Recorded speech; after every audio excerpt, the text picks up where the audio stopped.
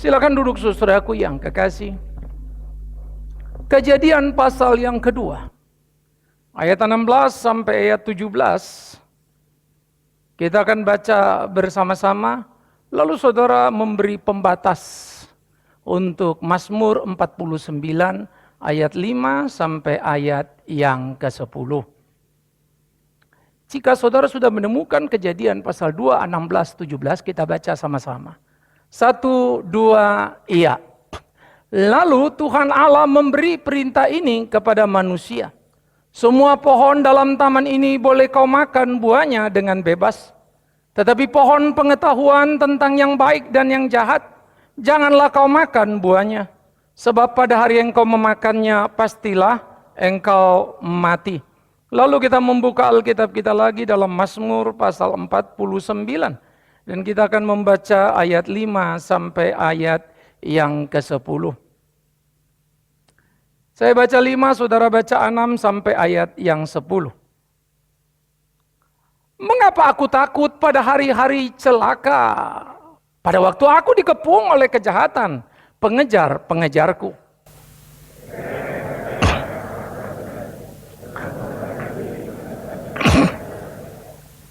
Tidak seorang pun dapat membebaskan dirinya atau memberikan tebusan kepada Allah ganti nyawanya.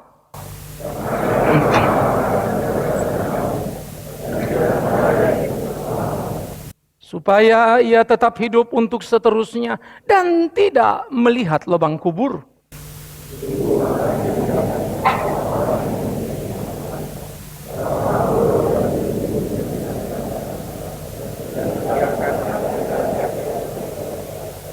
Saudaraku, kejatuhan ke dalam dosa adalah kengerian yang luar biasa. Perlawanan manusia pada ketetapan Allah menjadi gambar nyata. Mereka tidak diberi ruang untuk memilih, kecuali mentaati. Jangan makan buah ini. Tetapi mereka memakannya. Sayang, manusia merendahkan derajat ketaatan dan berkata, itu bebas. Tapi manusia salah menggunakan kebebasannya. Siapa yang kau, hai manusia? Engkau tidak punya kebebasan memilih apapun yang kau mau, kecuali mentaati apa yang diperintahkannya. Sama dengan engkau tidak bebas untuk memilih mau percaya kepada Yesus, kecuali ia memberikan anugerah itu kepadamu. Saya pikir orang Kristen perlu konsisten di dalam memikirkan bagian ini. Sehingga kita tidak terjebak pada teologi modern yang coba melululantakkan pemaknaan akan anugerah ilahi itu. Oleh karena itu saudara-saudaraku yang kekasih, pelanggaran mengakibatkan kematian dan sangat mengerikan. Tak hanya terpisah dari Allah secara rohani, manusia pun mati secara jasmani. Bahkan dalam proses dari waktu ke waktu. Saya sudah menggambarkan pada tiap kita. Adam dan eranya kita bulatkan saja 1000 tahun. Nuh dan kemudian eranya 120 tahun. Dan Musa berkata hidup manusianya 70-80 tahun. Just 8% saja sisa hidupmu. Andai kata Tuhan tidak memendekkan waktu usia manusia, betapa mengerikannya dunia ini dengan segala kerusakan dan kehancuran. Hidup 70-80 tahun saja kita sudah penuh dengan persoalan karena hidup tak lagi menyenangkan. Bahkan ada orang dalam frustrasi menantikan kematian tapi dengan gelap mata karena dia tidak mengerti apa konsekuensi daripada kematian. Bukan ia rindu, tapi ia sudah tak kuat lagi menghadapi hidup ini. Karena itulah tak salah ketika pengkhotbah mengatakan, hidup hanyalah kesia-siaan.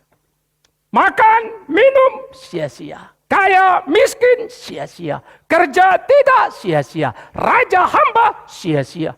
Apa yang dimaksudnya dengan sia-sia? Bukan tanpa makna.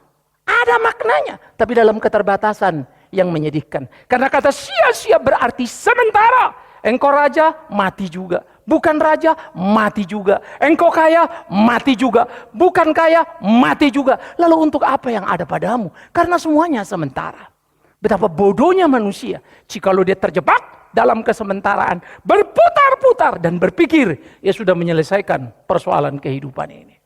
Oleh karena itu, ini menjadi pemikiran serius kita. Bagaimana kita merumuskan, memahami, memaknai akan hari-hari kita. Melanggar hukum Allah telah berakibat fatal, membawa pada manusia kehidupan yang sangat mengerikan. Kematian menjadi sesuatu yang mewarnai hari yang tak bisa ditolak manusia. Kematian pasti terjadi. Cepat atau lambat, tiada yang bisa membuatnya berhenti. Kematian pasti terjadi. Suka atau tidak suka, kita tidak bisa memilih. Kematian adalah kepastian yang tidak mungkin dihindari. Pertanyaannya, kemana engkau pergi sesudah kematian? Menjadi pertanyaan yang sangat serius sepanjang zaman. Dan tidak ada yang bisa menjawabnya. Nah, oleh karena itulah saudara-saudaraku, kalau komunis menjawab tentang mati, dia katakan apa? Manusia hanya materi. Jikalau mati sama seperti anjing, dia mati dan kemudian lenyap, tidak berbekas. Karena materialisme atau komunisme tidak percaya kepada roh hakikatnya. Kemana orang pergi mati? Maka Siddhartha Gautama berkata, orang mati akan hidup lagi dan mati dan hidup lagi. Berkali-kali, ratusan, ribuan kali. Hanya untuk menemukan jati diri. Supaya dia masuk dalam nirwana. Lepas dari kefanaan hidup. Masuk dalam kekekalan sana. Tapi siapa yang tahu dan pergi kemana? Karena itu ketika Yesus berkata, akulah jalan kebenaran dan hidup. Itu menjadi jawaban yang luar biasa. Semua orang bertanya, Yesus yang menjawabnya.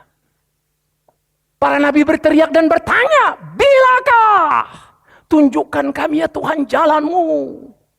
Semua nabi menantinya. Maka perjanjian lama sudah menceritakan kepada kita. Kita lulu lantak dalam hidup kita. Sehingga sebagai gambar Allah, kita telah menjadi gambar yang rusak. Gambar yang tidak lagi bernilai. Yang tak lagi mampu mengenal penciptanya. Kita tidak mirip lagi dengan dia. Jangan heran kalau di dunia ini kita lihat Yesus bagaimana hidup dan diajarkan. Bagaimana manusia hidup. Lalu kita bilang orang ini beragama, katanya Kristen. Kok hidupnya begini dan begitu? Demi Tuhan yang hidup. Itulah gambar rusak. Sehingga orang tidak bisa mengenali Kristus lewat hidupnya. Dan itu mengerikan kalau kita adalah gambar yang rusak itu. Sehingga orang tidak bisa mengenal kita. Kristus berkata, lihat aku. Jikalau engkau telah melihat aku, engkau telah melihat Bapa-Ku. Bisakah kita berkata, lihat aku. Jikalau kau melihat aku, engkau sudah melihat Kristus Tuhanku. Kita tidak punya jawabnya, bukan? Sekalipun kita gagah mengucapkannya. Itu hanya retorika dalam khotbah. Tapi dalam kualitas yang bisa dipertanggungjawabkan. Kita rontok semuanya. Karena itu orang mencemooh kekristenan. Dan jangan marah. Karena Yesus pun berkata banyak dipanggil, sedikit yang dipilih. Persoalannya, engkau orang pilihan apa tidak? Itu bisnis kita. Abaikan apa kata orang. Kalau memang kau benar, tunjukkan kebenaran. Zakir Naik berceramah banyak sekali hal-hal tentang kekristenan, khususnya Kristus. Saya menjawabnya secara berurut. Paling tidak 20 tulisan sudah saya siapkan dan saya akan luncurkan satu demi satu. Maafkan saya kalau berkata terlalu mudah menjawabnya. Yang bikin saya bingung adalah kenapa orang susah dan terjebak karenanya. Bukankah banyak pendeta? Bukankah banyak pengkhotbah? Mengapa kebingungan? Lalu ada orang yang berkata pada saya, ini ngawur, ini ngomongnya ngaco. Tetapi ironinya, ia tidak bisa menunjukkan mana yang benar. Semua orang hanya marah. Tapi tidak bisa menunjukkan jawaban yang absah, yang tak terbantah.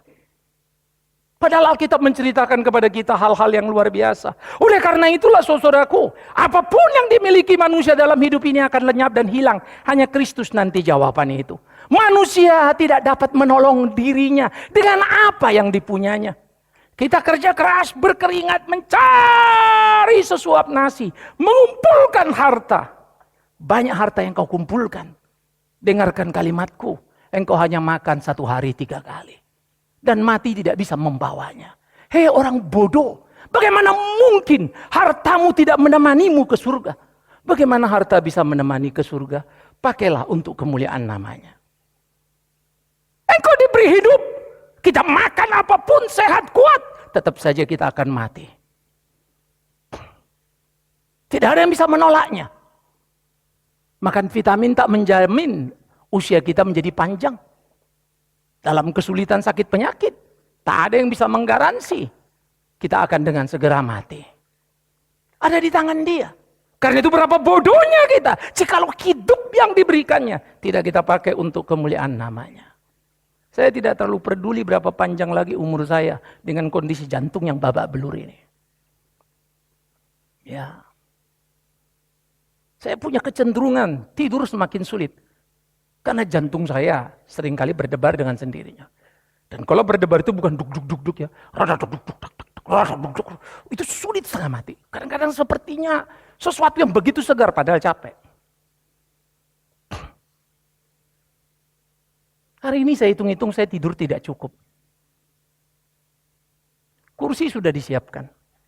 Tapi hari ini saya pakai jubah dan saya pikirin Jumat Agung. Maka saya akan berdiri dengan apa yang ada.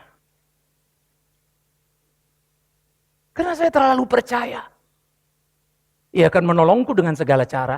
Termasuk kalau ia berkenan memanggilku satu waktu nanti. Dalam apa yang dia mau.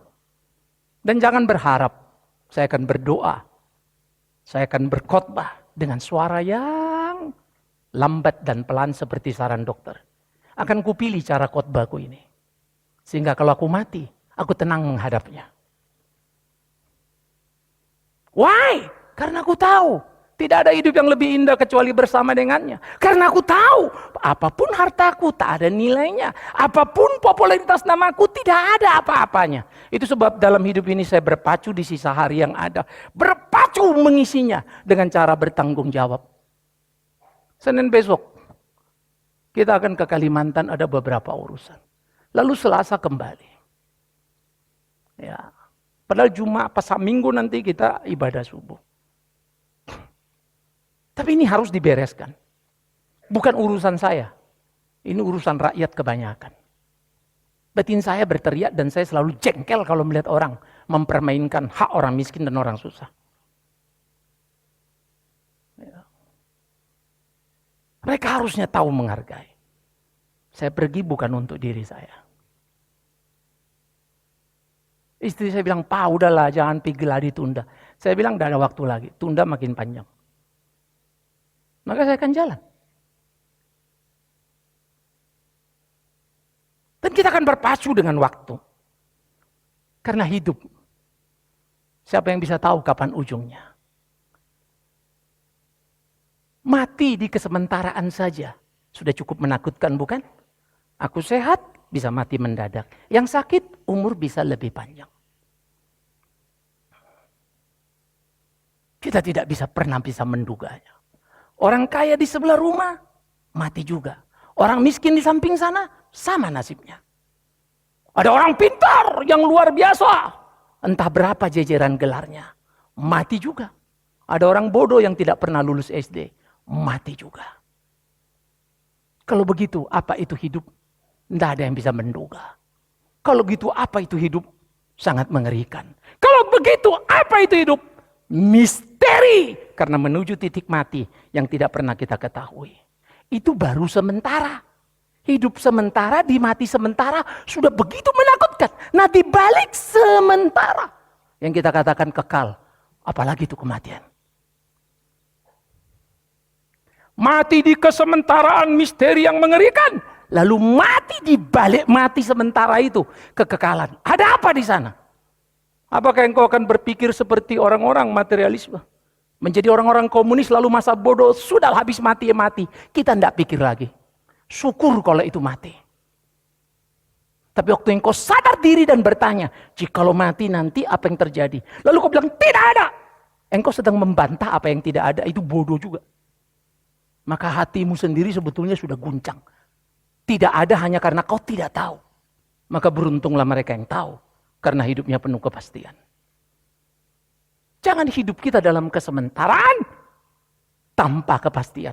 Karena itu mengerikan. Oleh karena itu, mari kita memikirkan dengan jernih, saudara. Bagaimana hidup di perjalanan kita. Di kesementaraan ini menjadi hidup yang berdaya guna. Menjadi hidup yang bernilai dalam hari-hari kita. Jangan pernah lalai untuk mengisinya. Jangan pernah terlalu cengeng menjadi orang Kristen. Jangan terlalu banyak berkeluh kesah. Seakan-akan hidupmu yang paling susah. Kadang-kala basa-basi kita terlalu banyak. Kalau sudah dapat berkat banyak, oh syukur ini anugerah Tuhan. Kalau sudah ada persoalan, why God? Kalau ada uang, ini datang rezeki dari Tuhan. Tapi kalau ada tetangga yang membutuhkan, kita seakan abai dan tidak mempedulikan. Kita berpikir uang bisa menjamin hidup kita. Padahal yang pasti, uang bisa menolong tetangga kita yang susah. Itu pasti. Apakah itu yang kau lakukan? Nah, inilah menjadi pertanyaan penting. Sehingga kita harus berani menggugat diri kita, saudara. Nikmati hidup yang berguna. Saya akan berkata padamu, hidupku amat sangat bahagia. Ya, dalam sakitku aku berdialog dengan dia. Ku nikmati hari-hari sakitku karena banyak yang kulihat di sana. Kawan-kawanku, kepedulian orang di sekitarku. Dan bagaimana Tuhan memelihara aku dalam sakitku. Bagaimana dia mencerahkan aku. Sehingga waktu menjawab Nasir naik, Zakir naik itu. Saya menjawab dengan bahasa yang populer dan sedikit nakal. Saya coba mau menggambarkan teologi yang amat sangat sederhana. Tidak perlu ribet-ribet. Saya akan membongkar habis-habis. Ya. Begitu simpelnya. Tapi kau tahu itulah yang membuat aku bersyukur pada Tuhanku. Karena dengan itu aku tercengang. Karena memahami betapa hebatnya Alkitab itu. 7 seri kita. Ini sudah pada yang ke-11. 77 kali saya khotbah. Tentang seputar salib. Sedekat-dekatnya. Bukan hanya tema dan judul saja. Tapi betul-betul mendekati. Ada yang bilang, Pak, yuk cukup 10 kali nanti diulang lagi. Saya pikir dulu iya. Tetapi akhirnya saya pikir-pikir lagi tidak. Selama saya hidup saya akan khotbah. Apakah nanti saya mati mewariskan 20 atau 30 khotbah seri salib. Biar generasi berikutnya memakainya. Tapi apa yang diberikannya padaku. Aku tidak akan pernah berhenti dan mengulang. Tapi terus maju dan memikirkan. Natal kita akan tiba pada ke-10 tahun nanti. Saya sudah khotbah 4 kali 10, 40 tema Natal. Kita ada trilogi kenaikan. 30 menggambarkan bagaimana kenaikan Kristus. Dan seterusnya. Capek? Yes. Susah Pak? Yes. Kok bisa? Itulah yang membuat aku berkata, terima kasih Tuhanku. Kupikir aku capek. Kupikir aku susah. Ternyata dia membuat itu menjadi indah. Orang bodoh yang tidak mau susah untuk Kristus Tuhan. Orang yang punya cinta itu akan mendapat kekuatan ekstra. Waktu Mother Teresa hidup, dia melayani di Kalkuta. Dengan luar biasa. Tubuh dia kalah dengan tubuh saya. Saya lebih kuat dari dia. Pemahaman dia begitu sederhana. Begitu mendarat dan luar biasa. Saya terlalu yakin, saya lebih kuat berteologi dari dia. Tetapi waktu Mother Teresa mati, 4 orang menggantikan pekerjaan dia. Tidak mampu dan tidak bisa. Tidak cukup. Saya tidak tahu kalau saya mati. Apa 2 orang cukup? Atau mungkin juga 4 orang gak cukup? Saya tidak tahu. Maka itu tergantung saya hidup. Apa yang saya lakukan? Kalau engkau mati, 1 orang cukup menggantikanmu. Atau bahkan setengah orang. Engkau orang paling tidak berguna. Ingat kalimat saya baik-baik. Engkau orang paling tidak berguna. Matimu terlalu mudah digantikan. Cinta akan membuat engkau menjadi luar biasa. Cinta yang membawa Kristus turun dari surga. Harusnya ada di hidup kita. Oleh karena itulah, Kristus mengatakan hal yang sangat luar biasa. Sehingga dia mengucapkan di dalam kitab Injil Yohanes pasal yang ke-5. Ayat 24 sampai 26, apa katanya? Maka Yohanes mencatat bagian ini menjadi sangat indah, saudaraku. Yohanes pasal 5, 24 sampai 26. Saya baca 24, saudara baca 25, 26 kita baca sama-sama. Aku berkata kepadamu sesungguhnya, barang siapa mendengar perkataanku dan percaya kepada dia yang mengutus aku, ia mempunyai hidup yang kekal dan tidak turut dihukum. Sebab ia sudah pindah dari dalam maut ke dalam hidup.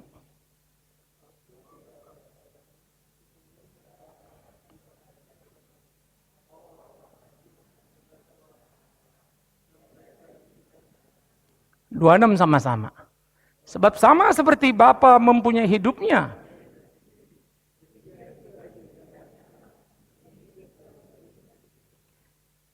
Orang-orang mati yang tidak punya kepastian. Orang-orang yang mati dalam kesebentaraan, bingung di kekekalan. Saya suka jawaban Yesus. Mereka akan mendengar suara anak itu. Boleh kalian bawa ke sini, mau kitab suci apapun dan kita berdiskusi. Karena itu saya jengkel orang Kristen kalau ditanya apapun, tidak bisa jawab lalu gagap gugup. Hanya orang Kristen yang tidak menghargai imannya, yang tidak mengerti kebenaran. Jangan bilang gini ya, saya kan gak sekolah teologi apa, tidak penting. Tapi kalau kau pembelajar yang baik, pasti engkau akan mengerti dengan baik. Banyak saya tahu orang-orang yang tidak sekolah teologi, tapi berteologi lebih baik dari orang yang sekolah. Karena dia otodidak, dia belajar.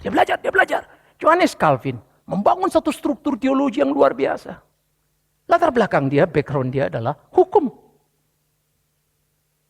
Dia otodidak belajar terus. Dia gali dan dia lihat Alkitab. Orang ini mengembalikan otak yang Tuhan berikan untuk kemuliaan Tuhan. Martin Luther memang latar belakang dari biarawan.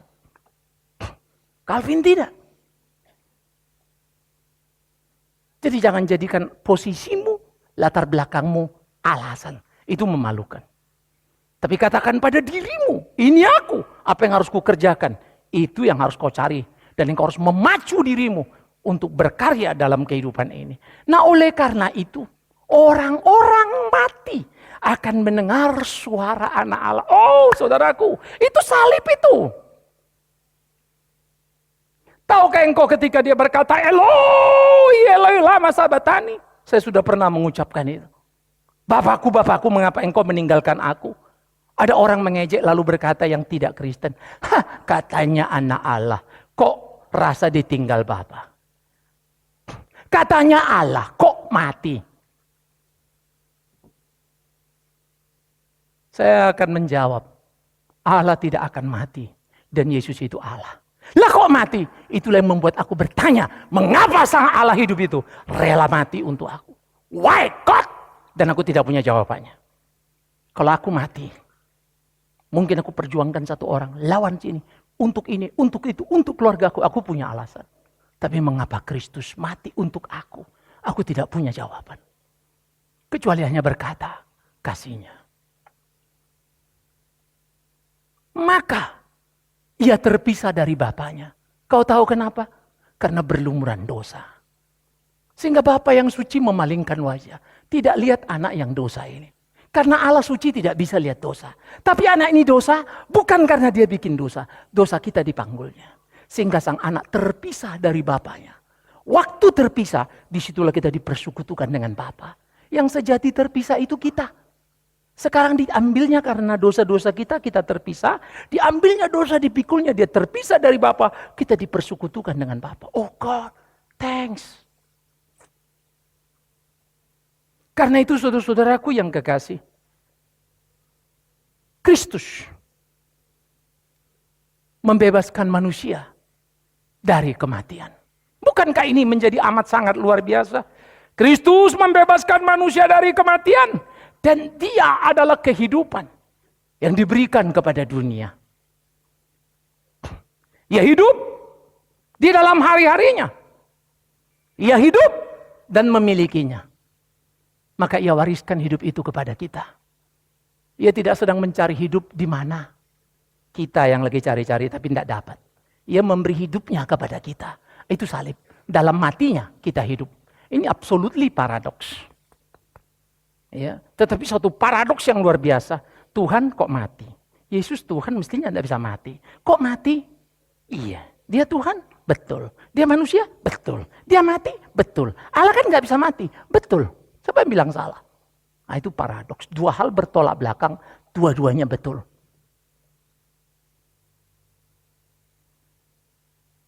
Absolutely paradoks itu Kristus. Maka ia datang. Dan akhirnya kita percaya. Kita percaya, kita menyerahkan diri kepadanya. Itu sebab kemudian Korintus. Di dalam 1 Korintus pasal 15. Paulus menulis kepada orang-orang di Korintus. 1 Korintus 15, 21 dan 22. Kita baca sama-sama. 1 Korintus pasal 15, 21 dan 22. 1, 2, ya.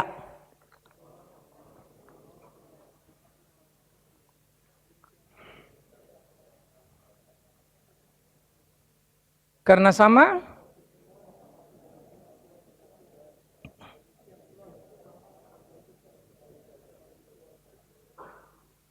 di sebelah sini Adam. Jangan makan buah itu, kau makan mati. Dia tabrak perintah Allah. Bats! Dia makan mati. Maka Adam jadi representasi manusia. Ini Alkitab mengagumkan ya. Perhatikan ya. Satu struktur teologinya begitu amat sangat kuat. Adam mewakili seluruh representasi manusia. Maka anak anjing pasti anjing. Anak anjing bulldog pasti anjing bulldog. Nggak mungkin anak anjing bulldog lahir jadi herder. Itu keajaiban namanya. Maka anak anjing bulldog jadi anjing bulldog. Anak Adam berdosa jadi manusia berdosa. Semua kita berdosa. Saya suka Alkitab. Sampai abad 18, ya, sampai 20, mau memasuki abad 20, psikolog-psikolog di Amerika rata-rata menolak konsep orang punya dosa turunan. Ungkapan itu sama. Manusia hidup seperti kertas putih tergantung tulisnya apa. Namanya teori lingkungan. Bagaimana lingkungannya jadilah dia. Tapi kemudian psikolog yang di Amerika tercengang-cengang. Ada anak dibesarkan di lingkungan baik jadi jahat. Ada anak besar di lingkungan jahat jadi baik. Teori itu gugur semuanya. Tidak ada yang bisa menemukan jawabannya itu apa. Anak pendeta jadi penjahat tidak sedikit. Anak penjahat jadi pendeta tidak sedikit. Tapi jangan karena kau mau anakmu pendeta, kau jadi penjahat. Jadi kalau kita melihat di dalam bagian seperti ini ya, waduh Tuhan itu luar biasa. Maka dipelihara, dijagalah semuanya. Jadi karena Adam, semua berdosa. Lalu ada orang bilang, tidak fair Allah. Masa gara-gara si Adam kita yang nanggung? Stop kau, baca Alkitab baik-baik. Karena satu Kristus, semua manusia diselamatkan dari dosa. Apakah fair dia yang mati kau yang selamat? Taruh, pikir baik-baik. Jangan marah gara-gara Adam kau dosa, lalu kau bilang tidak fair. Gara-gara Kristus engkau selamat, apakah itu fair? Maka kalau membaca Alkitab itu struktural, kencang semuanya. Semua mesti dilihat, dan itu mengagumkan saudaraku. Maka Paulus bilang, sama seperti Adam kita jatuh dalam dosa. Begitulah dalam Kristus. Kita ditebus dari dosa, dibangkitkan. Dan itu menjadi sesuatu yang luar biasa. Sehingga saudara, hidup orang Kristen menjadi hidup yang penuh kepastian. Dan mati, saya selalu sebut, menjadi penantian yang menyenangkan. Tapi lagi-lagi ya tidak sederhana. Saya sering kali tanya kalimat ini dan saya akan ulang lagi. Saudara pilih surga apa dunia? Pilih surga. Suka mana, dunia apa surga? Agak suka apa suka banget sama surga? Baik, pertanyaan saya selalu sama. Kalau hari ini engkau sakit keras, apa doamu? Apa doamu? Mengapa kau tidak bilang, Tuhan ambillah aku? Bawa aku ke pangkuanmu karena aku rindu surgamu. Why? Karena kau lebih cinta dunia. Tapi bahasa agama, aku cinta surga. Udahlah jangan bohong, malaikat hafal kita. Kadang saya juga bertanya ya, kalau ada titik tertentu seperti gini, saya tidak takut. Mau mati ayo. Tapi kalau titik-titik nadir tertentu, waduh sepertinya mau liwat begitu ya, gentar juga. Hanya saya senyum kecut lalu saya doa. Tuhan, kupikir aku berani menghadapi mati itu. Seperti begini saya jalan gedebuk plok mau jatuh mati tidak pusing saya. Tapi kalau di titik-titik pada waktu pingsan gedebuk plok jatuh lalu titik waduh ini lewat nih. Oh itu mengerikan rasanya. Baru saya tahu khotbah itu gampang. Ngelewatinya yang susah. Semua orang hero di atas mimbar. Tapi di keseharian kita babak belur, tidak karu-karuan. Karena itulah saudara-saudaraku, kalau memang Kristus telah mati bagi kita, menghidupkan kita, maka dia sudah membuka satu misteri kematian. Kematian bukan lagi misteri. Jawabannya Kristus, kematian menyenangkan. Kematian jadi penantian. Nah kalau mati saja menyenangkan, apalagi hidup. Betul tidak sih? Kalau betul matimu menyenangkan ke surga, hidupmu di sini kan indah, bahagia. Loh kenapa Pak? Bapak belur loh Pak, hidup di dunia susah. Apa kau lupa kemana kakimu sedang melangkah? Kini kita tempuh jalan ke surga, kan bahagialah hari depan kita. Loh kamu lagi jalan menuju surga kok nggak bahagia? Aneh setengah mati itu. Kalau betul surga tujuanmu. Apa yang kau takutkan? Apa yang kau pusingkan?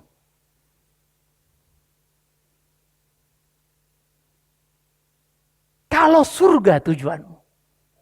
Karena itu kalau dalam hidup melayani saudara, kita pelayanan, sudah baik-baik, tidak dihormati orang. Jangan marah, karena kau melayani Kristus Tuhanmu.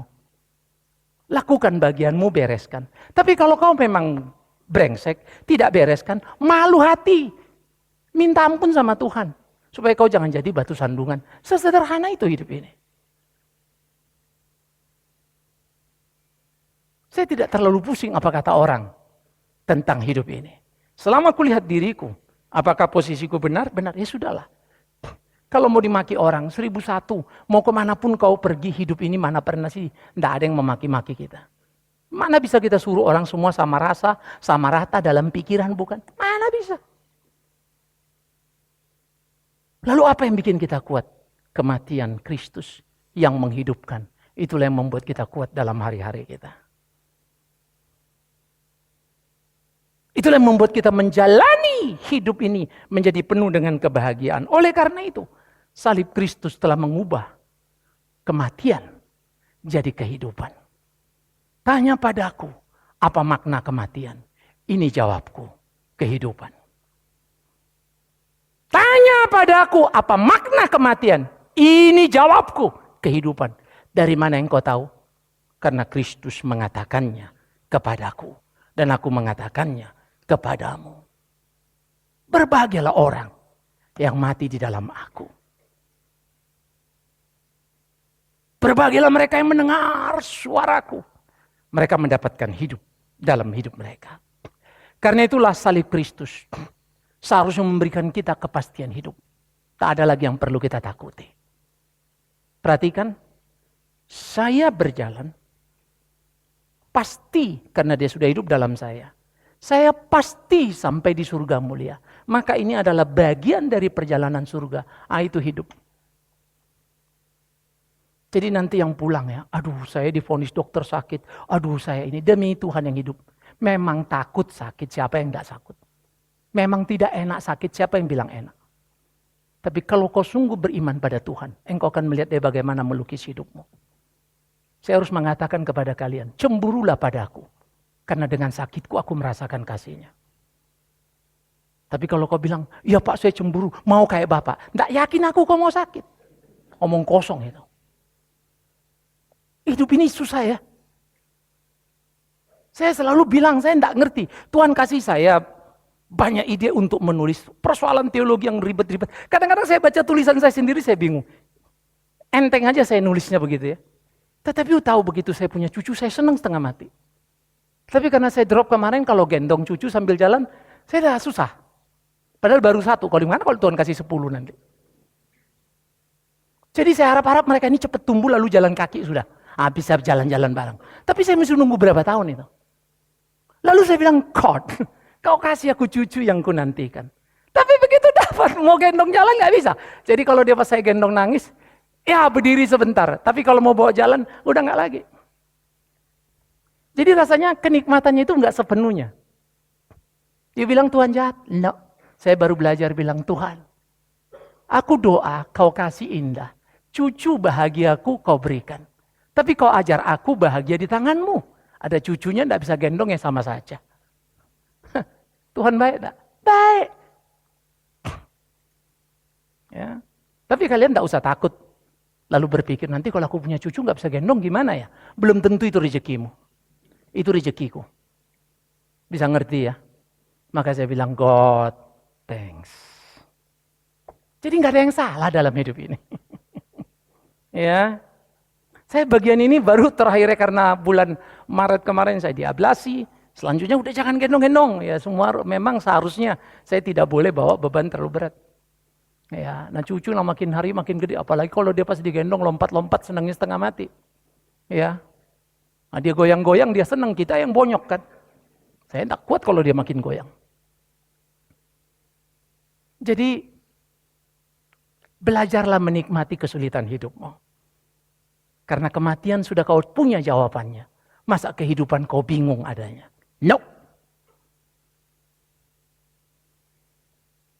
Kalau suamimu tidak seperti yang kau harapkan, jangan buru-buru marah. Tanya dulu dirimu, apakah kau istri yang diharapkannya? Jangan-jangan kau bilang, kau suamiku, aku tidak seperti harapkan kau, bukan yang kubayangkan. Maka suamimu bilang, kau bukan saja tidak kubayangkan, aku bingung kenapa kau ada. Kelahi kalian berdua, selesai semuanya. Tapi kalau kau lihat istrimu kurang, suamimu kurang, gimana aku menempatkan diri? Kadang-kadang kalau saya lihat istri saya, dia cepet-cepet. Tapi kalau saya lihat lagi kerja ini, lagi kerja itu, akhirnya saya senyum kecut juga. Ya, bagi saya istri saya luar biasa.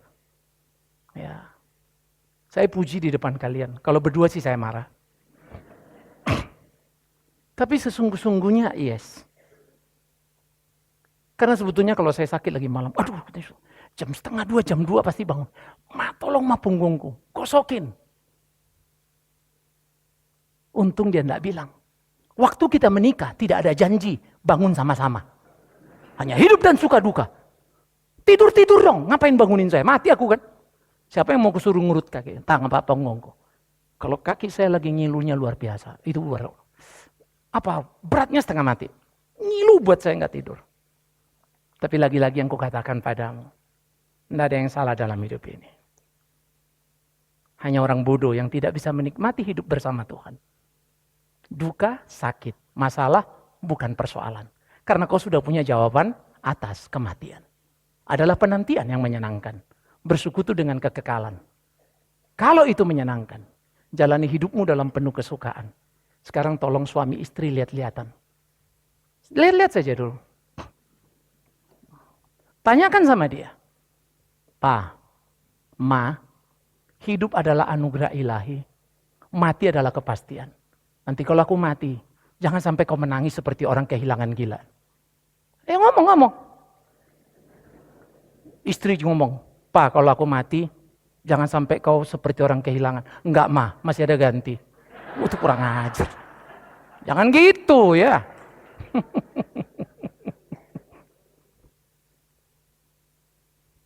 Suaminya bilang, Ma, kalau aku duluan mati, kau tenang-tenang aja. Iya, Pa. Bahagialah Ma, Tuhan menyertai. Pasti Pak, karena bebanku terlepas. Biar Tuhan tolong kita, Tuhan pimpin kita. Supaya di perenungan Jumat Agung, Kristus jawaban. Kita sungguh-sungguh hidup dalam gegap gempita kemenangan.